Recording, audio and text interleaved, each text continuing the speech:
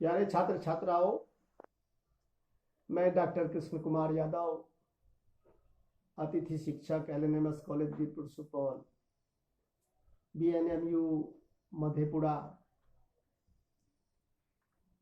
पिछले दिनों मैंने सविता सूक्त के 6 मंत्रों को बताया था। आज 7वें मंत्र से बताता हूं। वी सुपर्णो अंतरिक्षान्यख्यद गमिर्वेपा असुरः सुनीथः के दानिं सूर्यः कश्चिकेत कतमांग्द्यांग रश्मिरस्या ततान। मतलब इसका अर्थ इस प्रकार है कि दिव्यात्मा गूढ़ प्रेरणा वाले सुष्ठु पथ प्रदर्शन वाले पक्षी ने अंतरिक्षों का निरीक्षण कर लिया है। अब सूर्य कहाँ है, किसने यह समझा है, किस द्युलोक तक उसकी किरण विस्तृत हो गई है। और इसका अंग्रेजी अनुवाद इस प्रकार है। The glorious bird has lighted up the heaven, the guide divine whose wings are deeply sounding. Where is the sun? Who knows it now to tell us which of the heavens his ray may have illuminated? तो इस प्रकार से इसका अंग्रेजी अनुवाद हुआ। और फिर 8वां मंत्र है। अष्टौ व्यक्षत कुंभः पृथिव्यास त्रिधन्वा योजना सप्त सिंधून हिरण्याक्षा सविता देव आगाद दत्रा दासु से वार्यानी। अर्थात उसने पृथ्वी के 8 शिखरों का, 3 बंजर भूमियों, योजना एवं 7 नदियों का निरीक्षण किया है। पूजक को इच्छित भेंट देता हुआ स्वर्णिम नेत्रों वाला सविता देवता आ गया है।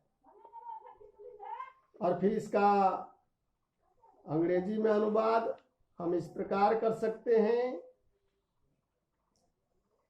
The earth's eight quarters has the sun illumined 3 miles of land and all the 7 rivers.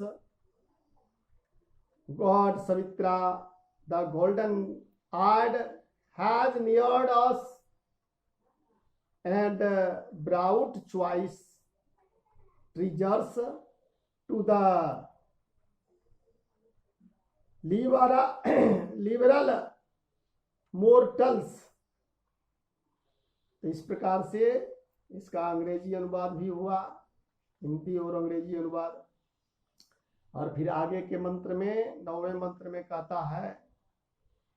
हिरण्यपाणि Savita विचर्षनिर उभे द्यावा पृथ्वी अंतरीयते अपाभिवांग बाधते वेत्ति सूर्यम अभिकृष्णेन रजसा त्याम ऋणोति। अर्थात इस 9वें मंत्र में कहा जा रहा है कि स्वर्णिम हाथा वाला उद्योगी सविता स्वर्ग तथा पृथ्वी दोनों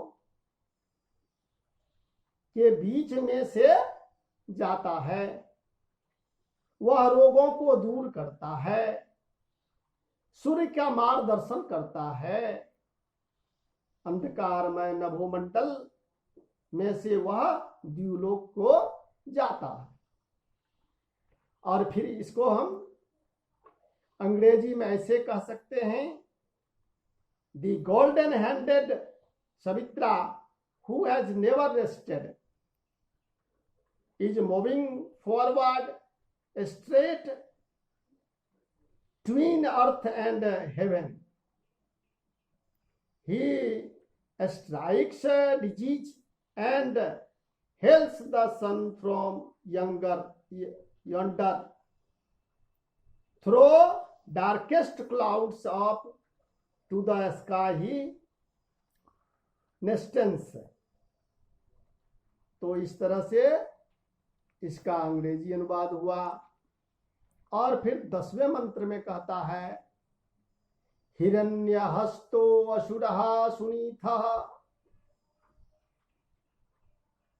सुम्रीलिकः स्ववाङ्यात्वर्वाङ्ग अपसेधन्नक्षसो यातु धानान अस्थादेवः प्रतिदोषं गृणानः। अर्थात स्वर्णिम हाथों वाला हिरण्यहस्तो, हिरण्य माने स्वर्णिम गोल्डन, हस्तो हाथ वाला, असुरः सुनीता स्वर्णिम हाथों वाला,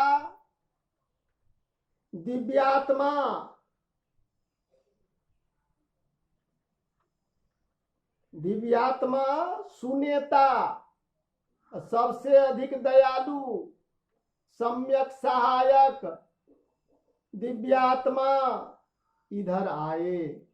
इतने सारी विशेषताएं इनकी हैं।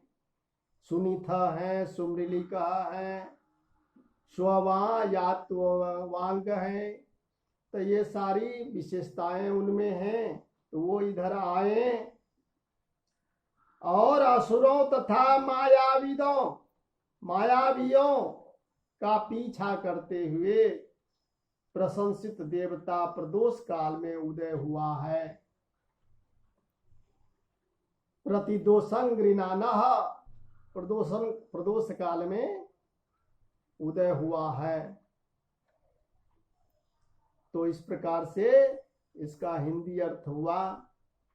और फिर इसका अंग्रेजी में हम अनुवाद इस प्रकार कर सकते हैं, the guide divine with golden arms appearing may come to us, the rich and gracious giver, praised every night, the God did come towards us, chasing away the noxious evil spirits। तो इस तरह से हिंदी और अंग्रेजी में इसका अनुवाद हुआ। और इस सविता सूक्त का अंतिम मंत्र 11वें मंत्र है। इसमें ये ते पंथा सवितः ऊर्ध्यासो अरेन वह सुकृता अंतरिक्षे ते भिन्नो अद्य पृथ्वी शुभेमी रक्षा च नो अधि च ब्रूहि देव। अर्थात हे सविता,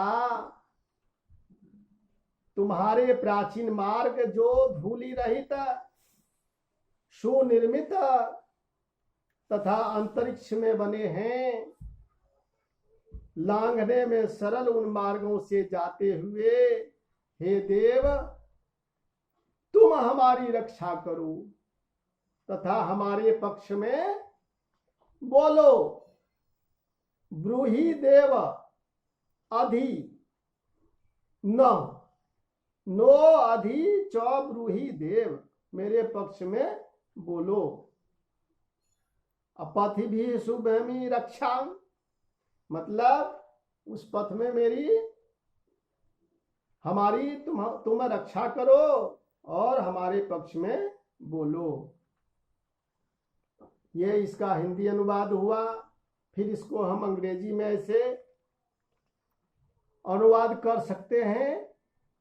ओ Savitra, come hither on the pathways, the old well-made ones, dustless in the heavens, and on those paths be our own sure protector, and grant to us today thy gracious blessing। इस तरह से इसका हिंदी और अंग्रेजी में अनुवाद हुआ और इस प्रकार से सविता सूक्त समाप्त हुए, जिसमें 11 मंत्र हैं।